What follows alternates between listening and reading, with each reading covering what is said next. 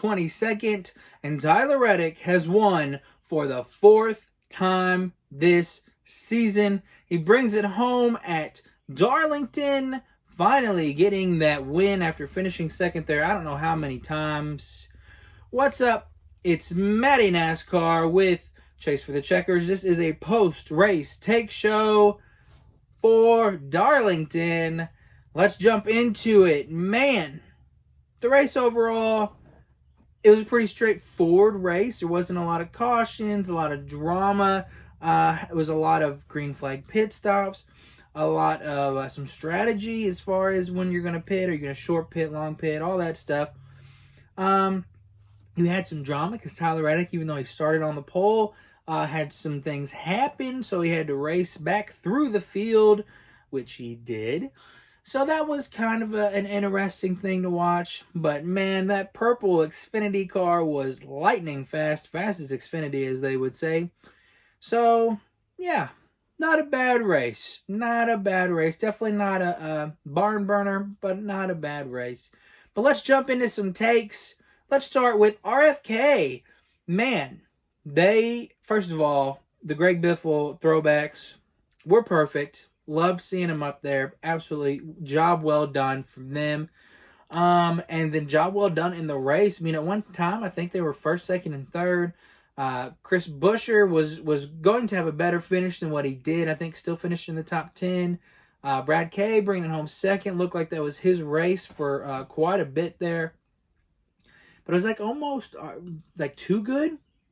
Like, should we start a conspiracy about RFK, and did NASCAR let them cheat a little bit because they had the Greg Biffle throwbacks?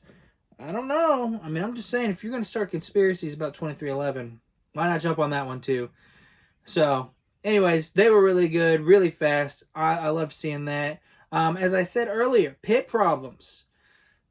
Just a ton of problems on the pit with loose wheels and things like that. I said it the last time, that's something we got to watch going forward. Hopefully some of these teams get it cleaned up, because that's going to be a problem moving forward. And then going back to 2311, they all qualified well. Riley Herbst was running well. He got wrecked.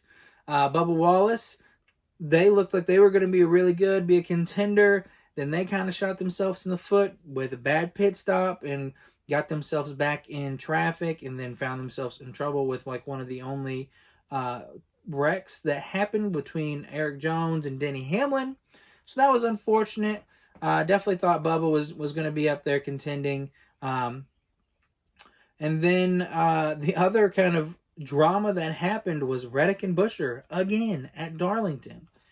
Now, I didn't take either one of them out. I didn't even cause a caution. But it was just funny to see cameras cut and Reddick has ran into Buescher again. And you're like, no, not again. So I'm glad I didn't take him out. But that was just kind of ironic to see, I guess you could say.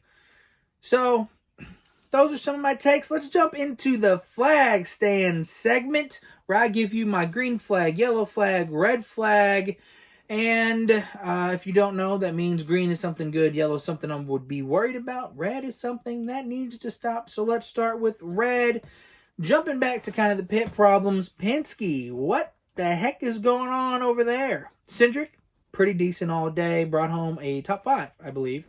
Ryan Blaney ended up with a good day, but they said that Ryan Blaney has the 33rd ranked pit crew. How does that happen? You're Penske. That can't happen. That is a problem. A big problem. And Logano, dude, where was he at? What in the world? This is a 3-time champion? Really? This is a 3-time champion? I don't think so. Dude was out to lunch. Bad. Like, bad. It was like shocking bad. I didn't think he would do as well as like what some of his stats here were, but that was really surprising. There's a couple of these big name teams that I'm a little worried about. And that brings me to my yellow flag, Hendrick. What's going on over there? What's going on over there in Hendrick right now? Because I'd be a little bit worried if I was a Hendrick fan. I think Byron was the top running Hendrick car and maybe cracked the top 10. Chase Elliott thought he was going to be good. That's what he said. No. Kyle Larson was, top 15, I think, but he had a problem there right at the end. That wasn't good, but he was up front a little bit, but never really had, you could tell he wasn't a winning car. Byron, again, he was around top 10. Obviously, Justin Allgaier, you just give him the benefit of the doubt. You don't really expect much from the 48 right now. But there's something going on over at Hendrick. I'm really worried. I would be cautious, I guess, since it's a yellow flag. Yeah.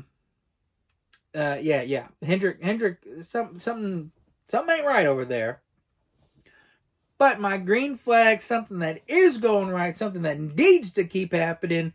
Daniel Suarez, amigo, running really well. He was up near the top 10 a lot today, or at least towards the end he was. And I know Carson Hocevar ended up with like a 5th place finish, so Spire overall is doing really well. But Daniel Suarez seems to be like consistently up there in that top 10. He's obviously racing with a chip on his shoulder after the Ross Chastain incident that happened. So I like what I'm seeing from Daniel Suarez. Good on you, man. I hope you run well. I don't ever like to see anybody lose their ride, and I know that that's kind of on the table since he's got a 1-year deal. So I'm liking what I'm seeing out of Daniel Suarez, both the aggressiveness, the kind of I don't care, I'm just racing, get out of my way. That little bit of rivalry with Trackhouse, I kind of like that as well, and just doing good. So that's my green flag.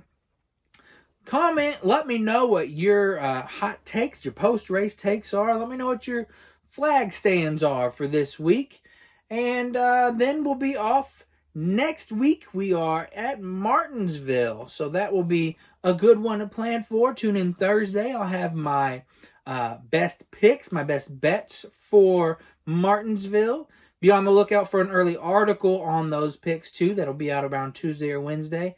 I will say, because I took off for March Madness on Thursday and Friday, it means I'm going to be swamped at work for Monday, Tuesday, so I will not be doing an article for my post-race takes. It will just be this video, but then by next week should be back to a regular schedule that I have started of doing an article for this. But thanks for listening, and have a good rest of your week.